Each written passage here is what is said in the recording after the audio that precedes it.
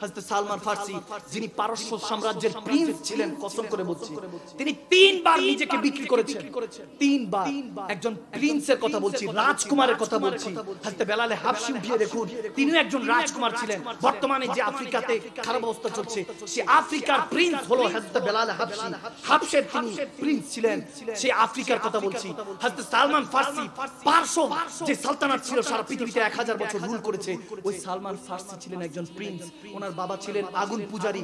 যখন ঈসাই ধর্ম গ্রহণ করেছেন, এক ঈসাই ধর্মের অনুসারীকে দেখে সালমান ফার্সি দেখতেছেন অনেক ভালো লাগে, এই ধর্মটা গ্রহণ করেছেন। তিনি দেখা গেল ইস্পাহানে গেলেন, ওখান থেকে ইরাকে গেলেন, শিখেছেন 8-10 বছর 12 বছর লেগে শিখেছেন তাওরাত জাবুর পড়েছেন। পরে ওই ঈসাই পাদ্রীর কাছে খেদমত করে তার কাছ থেকে যখন শেষ নবী আগাজ পেয়েছেন, একজন রাহমাতুল্লাহ আলামিন নবী আসবে, বলতেছে কোন শহরে আসবে, কেমন কোন শহর, বলে ওই যেই শহরের মধ্যে খেজুর অনেক বেশি খেজুর উৎপন্ন হয় ওই শহরের দিকে আসবে। খোঁজ করতে করতে পেলেন যে ওই শহরের নাম ইয়াসরিব নামে ওই শহর। সে যখন জানালো যে ইয়াসরিব নামে এক শহর আছে, ওই শহরের মধ্যে আমার প্যারা নবী রাহমাতুল্লাহ আলামিন নবী আসবেন, তখন তিনি ওখানে গেলেন। একজন কাছে জিজ্ঞেস করলেন, আপনারা নাকি আরব শহর থেকে এসেছেন মুসাফির কাফেলাকে? বলে হ্যাঁ। বলে আমাকে নিয়ে চলেন।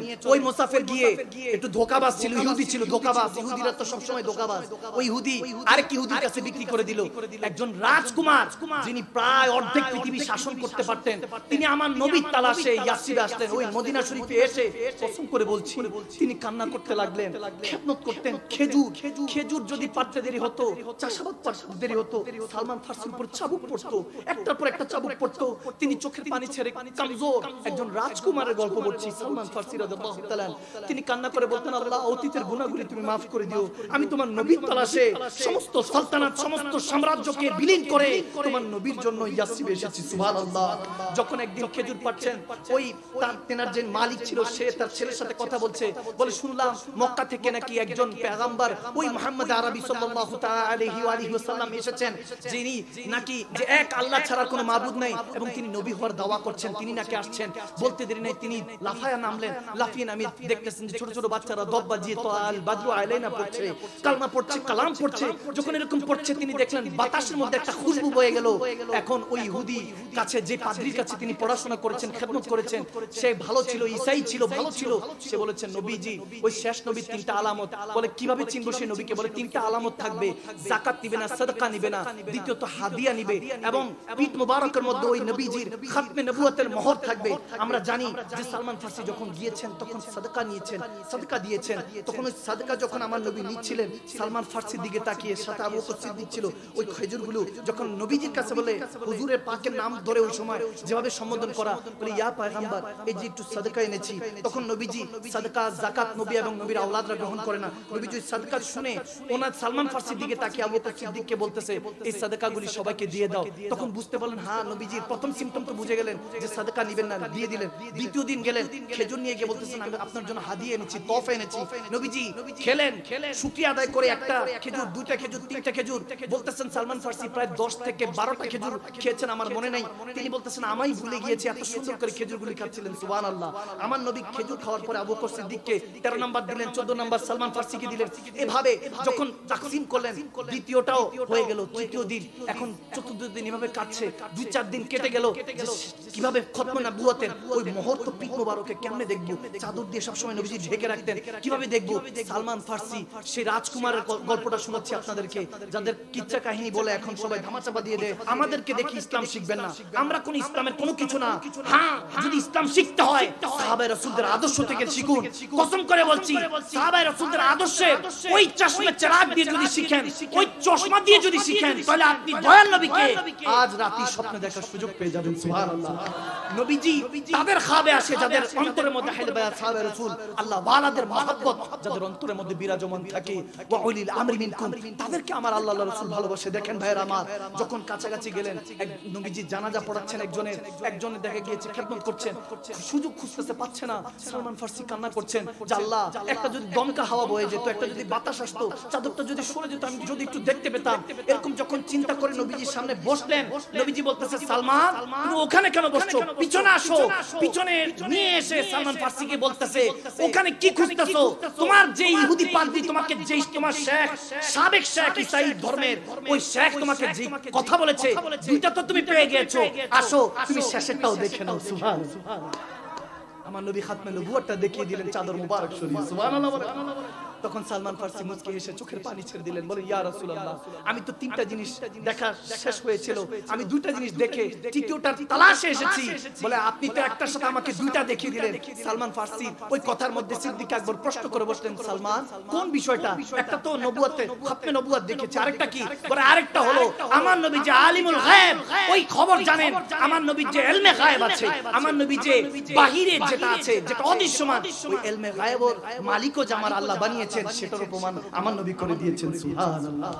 ওয়া'আল্লামাকা মা লাম তাকুন তা'লাম ওয়া কানা ফাদলুল্লাহি আলাইকা আযীমা।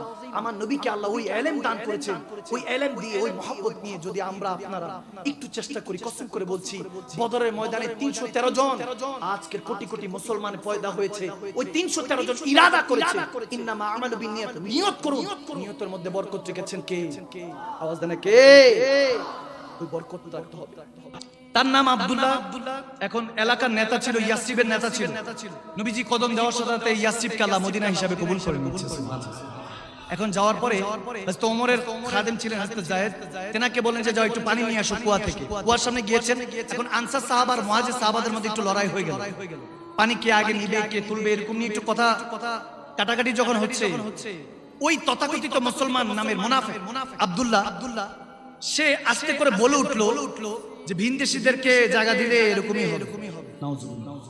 সে যখন আমার নবীর শানে কটাক্ষ করছে এবং সে ইনডিরেক্টলি যখন নবীজির শানে বেয়াদবি করছে, সাহাবা রাসূলদের শানে বেয়াদবি করছে, যখন হযরত যায়েদকে পাঠালেন হযরত ওমর পানি নিয়ে আসো, তখন দেখতেছে আনসার মুহাজির সাহাবাদের মধ্যে লড়াই লাগিয়ে দিয়েছে।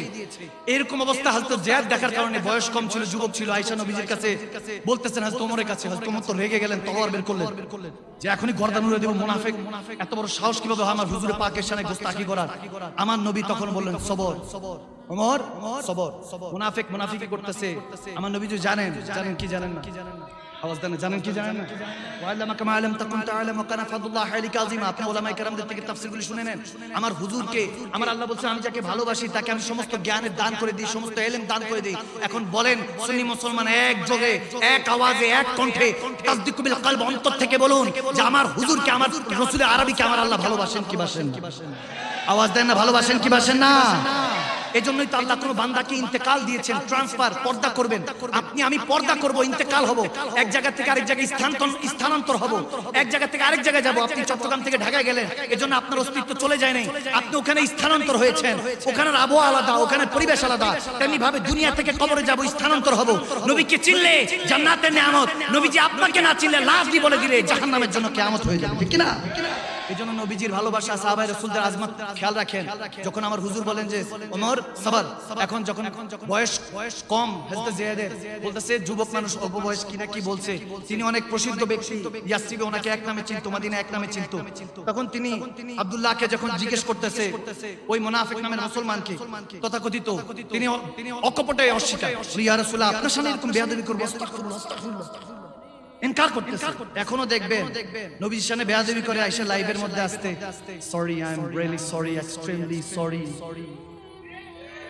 আওয়াজ দেন, ঠিক না? খুব সরি টরি বলে আল্লাহ আমাকে ক্ষমা করুক, আল্লাহ সকলকে ক্ষমা করুক, এটা সেটা। তওবাতুন নাসুহা নাই, আমি উইথড্র করলাম, আমার কথা কি উইথড্র করলাম। এদিক দিয়ে যত বেয়াদবি করে ফেলছে ওগুলো ভাইরাল হয়ে গেছে। যুবকদের ইমান নষ্ট হয়ে গেছে, সব ইমান নষ্ট করে দিয়ে এসে আস্তে কোন রকম লাইভে এসে এখন গোস্তাকি সরি বলে না। আমার হুজুরে পাকের শানে গোস্তাকি করলে আল্লাহ বলতেছে আমি ক্ষমা করব না। লা তাতাজিরু কাদ কাফারতু বাদা ঈমানিকুম। কোরআন খুলে দেখেন, তথাকথিত সাহাবাদের মধ্যে যারা মুনাফিক ছিল তাদেরকে পর্যন্ত আল্লাহ বলেছেন এতক্ষণ ঈমানদার ছিল, আপনি নবীর শানে বেয়াদবি করেছে, ওই যে মুনাফিক মুসলমান ছিল তাকে আল্লাহ কাফের ঘোষণা করেছে। নাউজুবিল্লাহ বলবেন না? এগুলো বুঝার চেষ্টা করুন। আমার নবী ক্ষমা করলে আপনি আমি ক্ষমা পাবো। আমার হুজুরে পাকের শানে শব্দ চয়না আমাদেরকে অনেক অনেক অনেক চিন্তা করতে হবে। হযরত আব্দুল্লাহ যখন সে ইনকার করলো, হুজুর আমি আপনার সামনে এরকম বলি নাই। হযরত যায়েদকে কিন্তু সবাই যুবক তো ভাবছে, অল্প বয়স, বলছে আর কি থেকে কি শুনছে, ইনকার করে দিল। আমার নবী ধৈর্য ধরতে বললেন, সবর। মজার বিষয়, যখন যুদ্ধের জন্য রওনা দিয়েছেন ইয়াসরিব থেকে, দেখা গিয়েছে সে সবার আগে আগে থাকতেছে। ওই মুনাফিক সে আগে লিড দিচ্ছে, সে বুঝাতে চাচ্ছে আমি আছি, আমি যুদ্ধের জন্য, ইসলামের জন্য আছি। এরকম দেখবেন অনেকে আগে থাকে। এলাকার মধ্যে যদি আপনার আমার ক্ষমতা থাকে, ওখান থেকে যদি কেউ ক্ষমতা নিয়ে যায় খারাপ তো লাগবেই। যখন সে সামনে সামনে অগ্রসর হচ্ছে তখন আমার পেয়ারা নবী দেখতেছে সামনে যাচ্ছে, হযরত ওমরও রাগ, কারণ যায়েদ কখনো মিথ্যা বলবেন না, আমার হযরত ওমর জানতেন। এখন সে যখন সামনে সামনে লিড দিচ্ছে, মজার বিষয় সামনে এসে তার ছেলে উপস্থিত হয়েছে, যে মুমিন মুসলমান ছিল, তার নামও আব্দুল্লাহ। সুবহানাল্লাহ। সে তলোয়ার বের করে তার বাপের গর্দানের মধ্যে রেখেছে। গর্দানের মধ্যে তলোয়ার রেখে বলতেছে, আপনি যে আমার নবীর শানে গোস্তাখি করেছেন, এটা সত্য না মিথ্যা? বলে না মিথ্যা। তখন এটা শোনার সাথে হযরত আব্দুল্লাহ অর্থাৎ যে মুমিন ছিল, তার বাপের তলোয়ার এভাবে রেখে আস্তে করে এভাবে আমার নবীর দিকে তাকাইছেন, ইয়া রাসূলুল্লাহ এটা মিথ্যু। বলে আমার বাপ মিথ্যু, ইয়া রাসূল হুকুম দেন গর্দান ফেলে দিব। আমার নবী চুপ। হযরত ওমর বলতেছে, এই নবীজি চুপ আছে, চুপ থাকো, চুপ থাকো। থাকে না কিছু, কেউ ঠান্ডা থাকলে আরেকজন এসে বলে যে উনি যে একটু ঠান্ডা আছে তুমিও চুপ থাকো, আছে না? হযরত ওমর তখন বুঝাচ্ছে, চুপ, তোমার বাবা কিছু বলেন না, বয়স বেশি। তারপর আবার বলতেছে, আমার নবীর শানে গোস্তাখি করেছিস, তার বাবার গর্দানের মধ্যে তলোয়ার রেখে বলতেছে, বল আমার নবীর শান, আমার নবী আজমত ওয়ালা নবী, শান ওয়ালা নবী, নবীর যারা গোলাম সাহাবা রাসূল তারাও আজমত ওয়ালা। সুবহানাল্লাহ। সে যখন বলছে হ্যাঁ অবশ্যই আজমত ওয়ালা, সে আবার তখন আমার নবীজির দিকে তাকা বলছে, ইয়া রাসূলুল্লাহ হুকুম দেন গর্দান ফেলে দিই। আবার হযরত ওমর আটকালেন, চুপ। নবীজি কিন্তু চুপ করে আছেন। হযরত ওমর আটকে বলে, আব্দুল্লাহ ঠান্ডা হও, তোমার বাবা হয়। তৃতীয়বার আবার বলতেছে, বলো কিয়ামত পর্যন্ত আমার নবীর শান ও বুলন্দ থাকবে, আল্লাহ আলা ও বালা বানিয়েছেন, এবং নবীর যারা গোলামিতে থাকবে তাদেরও শান আল্লাহ আলা বালা রেখেছেন। এটা বলতে দেরি নেই, সে বলছে হ্যাঁ আমার নবীর শান এবং নবীর উম্মত সকলের শান অনেক উপরে রেখেছেন আল্লাহ। সুবহানাল্লাহ। বলে আবার নবীজির দিকে তাকিয়ে হযরত আব্দুল্লাহ যুবক, তার বাবার গর্দানের মধ্যে তলোয়ার। তখন সে বলতেছে, ইয়া রাসূলুল্লাহ হুকুম দেন তার গর্দান ফেলে দিব। নবীজি তখনও চুপ। হযরত ওমর থামালেন, দেখছো না নবী চুপ করে আছে, থামালেন। বলতে দেয় নাই, হযরত ওমর থামতে বলতে দেয় নাই, শেষ এক কোবে তার বাবার গর্দান উড়িয়ে দিল। এক কোবে তার বাবার ওই আব্দুল্লাহ মুনাফিকের গর্দান উড়িয়ে দিল। হযরত ওমর তখন অবাক হয়ে গেলেন, বলছে তুমি কি করলা? নবীজি চুপ করে ছিল না। তখন ওই ছেলে, ওই হযরত আব্দুল্লাহ যিনি সাহাবায়ে রাসূল ছিলেন, তিনি বলতেছেন, আমার কামলিওয়ালা নবী জুবান মুবারক থেকে হাদিস শুনেছি যে চুপ থাকা সম্মতির লক্ষণ। নবীজিকে 3 বার জিজ্ঞেস করছি, যখন নবীজি খানা কিছু বুঝে না, বুঝছে এটা কাতাল ফরজ। আওয়াজ দেন না, সুবহানাল্লাহ বলেন না। তখন নবীজি আস্তে করে হযরত ওমর দিকে তাকিয়ে একটা মুস্কি হাসি দিয়ে বলছেন, বললাম না সবরের মধ্যেই মেওয়া ফলে, সবরের মধ্যে তুমি ইমতিহানের সবকিছু পেয়ে যাবে। সুবহানাল্লাহ, আল্লাহু আকবার। এরপরে ওই হাদিসটা এসেছে যে মক্কার মধ্যে যখন সব মুসলমান, এবার কেউ ভয়ে, কেউ এমনে, কেউ সেমনে, অনেক কিছু। এখন তখনও কিছু মুনাফিক ছিল। মক্কা যখন ফাতাহ হলো, 1.5 লক্ষ 1.5 লক্ষ সাহাবা নিয়ে যখন রাসূল ফাতাহ করলেন, ওই মুহূর্ত আমরা এই মাশহুর হাদিস জানি যে এক মুনাফিক মুসলমান সে এক ইহুদির জায়গা দখল করেছে। নবীজির কাছে আসলো। নবীজি যখন বললেন যে ইয়া রাসূল এটা আমার জায়গা, ইহুদি বলতেছে হুজুর এটা আমার জায়গা। তিনি দখল করতে চাচ্ছেন, কারণ মুসলমানদের তো ক্ষমতা তখন, সে জোরজার মুল্লুকতার, এরকম অবস্থা দেশের মধ্যে তো এখন এগুলো চলতেছে। আওয়াজ দেন ঠিক কিনা? জোরজার মুল্লুকতার তো তখনও এরকম কিছু মুনাফিক ছিল। নবীজি বলেন, দেখলেন ঘেটে দেখলেন যে ওই ইহুদির জায়গা। আমার নবী মেয়ারের মধ্যে ছিলেন, অনেক উপরে, ইনসাফের উপরে মেয়ারের মধ্যে ছিলেন। তখন বলেন যে ইহুদিকে দিয়ে দিলেন যে তোমার জায়গা তুমি নিয়ে যাও। ওই তথাকথিত মুনাফিক সে বলতেছে আমি নবীজির বিচার মানি না, হযরত ওমর ইবনুল খাত্তাবের কাছে যাব, হযরত ওমরের কাছে যাব। হযরত ওমরের কাছে যখন গেলেন, হযরত ওমর জিজ্ঞেস করলেন কি চাই? সে যায় বলতেছে আপনি হলেন শান ওয়ালা ওমর, আপনার ইজ্জত আবরুর আল্লাহ অনেক বাড়িয়েছে, এটা সেটা অনেক যত রকমের পানপট্টি আছে দিল। যখন হযরত ওমর ইবনুল খাত্তাবের শান এরকম বললো, তখন হযরত ওমর ইহুদির দিকে গরম চেহারা তাকালেন, তুমি এখানে কি করো? বলে ইয়া ওমর আমার জায়গা দখল করেছেন ইনি।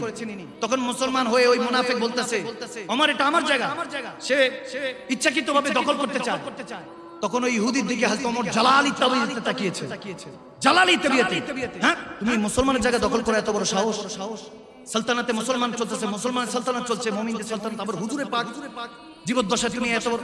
তখন ইহুদি বলতেছে ইয়া ওমর নবীজি নিজে ফয়সালা জানিয়েছেন যে জায়গাটা আমার। যখন বললেন ওমর এইবার যে রাগে তার দিকে তাকাইছে, তার থেকে হাদিসে আসছে যে 4 গুণ বেশি রাগে ওই মুনাফিকের দিকে তাকাইছে। কিরে নবীজি ফয়সালা জানিয়ে দিয়েছে, তার আমার কাছে কি? বলে আমি নবীজি তো কি না কি বুঝে নাই, মনে হয় আপনার কাছে এসেছে। নাউজুবিল্লাহ যখন সেই কথা বললো, হযরত ওমর বলতেছে নবীজির ফয়সালা মানিস না। নবীজি কিন্তু মানা করেছিল, যাইস না ওমরের কাছে, যাইস না তোমার কাছে যাইস না, এখনো জিন্দা আছো, ওখানে গেলে জিন্দা থাকবে কিনা কোনো খবর নাই। হযরত ওমর বলতেছে নবীর ফয়সালা না মেনে আমার কাছে এসেছিস, ওমরের ফয়সালা শুন। তলোয়ার বের করলেন, গর্দান উড়িয়ে দিলেন। আমার নবী বলেছেন যখনই কারো দিকে আক্রমণ করবা, যদি কাফের হয়, ইসলামের দুশমন হয়, মুসলমানদেরকে হুকুম দিয়ে রেখেছেন গর্দান উড়াইবি। আল্লাহ কোরআন পাঠালেন নবীকে চিনাতে, দুনিয়া বানালেন নবীর শানে বুঝাতে। সুবহানাল্লাহ বলেন না। মিজাজে উমর था वो कैसा हुजूर जानते हैं। सुबहानल्लाह। नबी का फैसला ना मान के वो जान से गया, मिजाज उमर था वो कैसा हुजूर जानते हैं, तेरी आता से खुदाया हुजूर जानते हैं, जो हो चुका है जो होगा हुजूर जानते हैं। सुभान अल्लाह। इच्छे जगे আমাদের যেতে মদিনায়, ইচ্ছে জাগে চুমু খেতে নুরানি রোজা, ইচ্ছে জাগে চুমু খেতে সোনালি পর্দা, আর ইচ্ছে জাগে আমাদের যেতে মদিনায়, ইচ্ছে জাগে চুমু খেতে সোনালি পর্দায়, ইচ্ছে জাগে চুমু খেতে নুরানি রোজা, ইচ্ছে জাগে আমাদের যেতে মদিনা, সবাই ইচ্ছে জাগে আমাদের যেতে মদিনায়, ইচ্ছে জাগে চুমু খেতে সোনালি পর্দায়, ইচ্ছে জাগে চুমু খেতে সোনালি রোজায়। আল্লাহ রাসূলকে প্রথম সৃষ্টি করে, বন্ধুকে বন্ধু দেখে মায়ার নজরে, মদিনা তোমায় ভুলতে পারি না, বলো না ও মদিনা তোমায় ভুলতে পারি না। হ্যাঁ ভুলিনি ভুলবো না, ভুলতে পারি না, জোরে ভুলিনি ভুলবো না, ভুলতে পারি না। সব ভুলিব কিন্তু তোমায় ভুলতে পারি না, মদিনা সব ভুলিব তোমায় ভুলতে পারি না। তোমার বুকে আমার নবীর কদম পড়েছে, তোমার বুকে জিবরিল নাম সদা এসেছে, তোমার বুকে আমার নবীর কদম পড়েছে, তোমার বুকে জিবরিল নাম সদা এসেছে। আদমে গোলাম কেমন করে যাব মদিনা, আদমে গোলাম কেমন করে যাব মদিনা, সব ভুলিব কিন্তু তোমায় ভুলতে পারি না, মদিনা সব ভুলিব কিন্তু তোমায় ভুলতে পারি না। মদিনা আমার জান, মদিনা আমার প্রাণ, মদিনা আমার জান, মদিনা আমার প্রাণ, মদিনা আমার জান, জোরে মদিনা।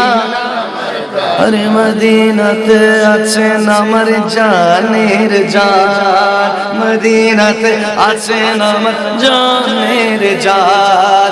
ও গো মদিনা আমায় ডাকো না, ও গো মদিনা আমায় ডাকো না, তোমার লাগি আমার মন করে যে আনচান, মদিনাতে থাকেন আমার জানের জান, মদিনাতে থাকেন আমার জানের জান, মদিনাতে আছেন আমার জানের জান। হাবিবি ইয়া রাসূলুল্লাহ, হাবিবি ইয়া রাসূলুল্লাহ, হাবিবি ইয়া রাসূলুল্লাহ হাবিবি ইয়া হাবিবাল্লাহ জানি তুমি আছো সেথায় যেথায় সিদ্দিক ওমর ঘুমায় ঠিক না জানি তুমি আছো সেথায় যেথায় সিদ্দিক ওমর ঘুমায় মোহব্বত করি তাদের মতোই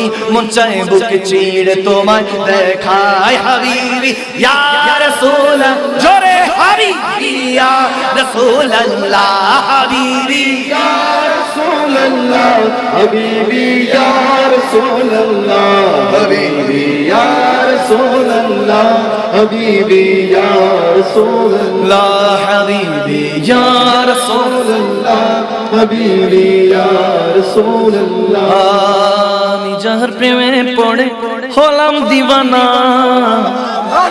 আরে অনেক দূরে তাহার বাড়ি সোনার মদিনা অনেক দূরে তাহার বাড়ি সোনার মদিনা বলো না আমি যাহার প্রেমে পড়ে হলাম দিওয়ানা আমি যাহার প্রেমে পড়ে হলাম দিওয়ানা অনেক দূরে তাহার বাড়ি সোনার মদিনা অনেক দূরে তাহার বাড়ি সোনার মদিনা নবীর প্রেমে হযরত আলী জিহাদেতে গেলেন চলি ঠিক না আরে শের খোদা আসাদুল্লাহ হইল ঘোষণা শের খোদা আসাদুল্লাহ হইল ঘোষণা বলো না আমি যাহার প্রেমে পড়ে হলাম দিওয়ানা আমি যাহার প্রেমে পড়ে হলাম দিওয়ানা অনেক দূরে তাহার বাড়ি সোনার মদিনা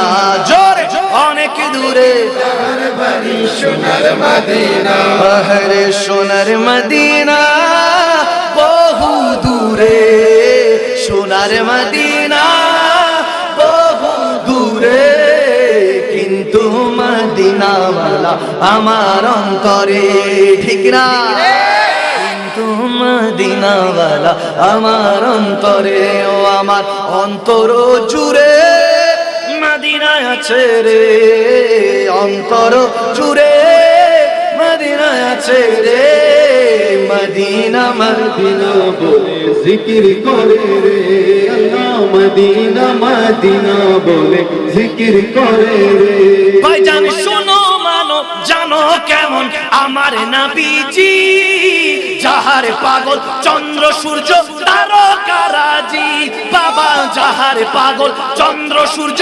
তারকারাজি বাবা আরো শুনবানি সুন্দর কাহিনী আরো শুনবানি সবাই সুন্দর কাহিনী জান্নাতের রুমে রুমে লেখা নবীর নাম জান্নাতের রুমে রুমে লেখা নবীর নাম সবাই রহমতে আলাম নবী নূরে মুজাসসাম জোরে রহমতে আলাম নবী নূরে মুজাসসাম সাহাবীরা তোর বারায় ওই নবীজির খাম সাহাবীরা তোর বারায় ওই নবীজির খাম ভাইজান উস্তুনে হান্নানা একটা খেজুর গাছের নাম যাকে ধরে খুতবা দিতেন রাসূলে আকরাম যাকে ধরে খুতবা দিতেন রাসূলে আকরাম গাছটি নবীর বিরহে কাঁদিতে রহে নবীর বিরহে কাঁদিতে রহে হতবাক হইলেন যত সাহাবায়ে কেরাম হতবাক হইলেন যত সাহাবায়ে কেরাম সবাই রহমতে আলাম নবী নূরে মুজাসসাম রহমতে আলাম নবী নূরে মুজাসসাম সাহাবীরা তোর বানায় ওই নবীজির ঘাম সাহাবীরা তোর বানায় ওই নবীজির ঘাম বাবা ওলিউল্লাহ আশিকিরে আরাধনা দেখবে নবী নূরের ছবি কত কল্পনা মখদুম শাহ দেখবে নবী নূরের ছবি কত কল্পনায় আমার বিদায় বেলাতে নবী আসবে দেখিতে বিদায় বেলাতে নবী আসবে দেখিতে সবাই বিদায় বেলাতে নবী আসবে দেখিতে বিদায় বেলাতে আসবে দেখিতে বিদায় বেলাতে নবী আসবে দেখিতে বিদায় বেলাতে আসবে দেখিতে মোরা আশিক কিয়াম করে জানাবো সালাম মোরা আশিক কিয়াম করে জানাবো সালাম সবাই রহমতে আলাম নবী নূরে মুজাসসাম রহমতে আলাম নবী নূরে মুজাসসাম সাহাবীরা আতর বানায় ওই নবীজির গাম সাহাবীরা আতর বানায় ওই নবীজির গাম রহমতে আলাম নবী নূরে মুজাসসাম সাহাবীরা তোর বানায় ওই নবীজির ঘাম সালাম জানাই ছাড়েন যিনি সোনার পাহাড় হেলায় সালাম জানাই কাঁদেন যিনি উম্মতের ভাবনায় সালাম জানাই খোদার আরশের একা অতিথি যিনি হাসরে মুমিনের তৃষ্ণা মিটাবে কাউসারের পানি সালাম পাঠাই পবিত্র রওজা জাহার সোনার মদিনায় সালাম সালাম ও মুহাম্মদ সাল্লাল্লাহু আলাইহি সাল্লাম এই গরিবকে সেই দিন উম্মতের কাতারে দিয়েন ঠাই মওলা ইয়া সাল্লি ওয়া সাল্লিম দাইমা আবাদান আলা হাবিবিকা খায়রুল খালকি কুল্লিহিম মওলা ইয়া সাল্লি ওয়া সাল্লিম দাইমা আবাদান আলা হাবিবিকা কুল্লিহিম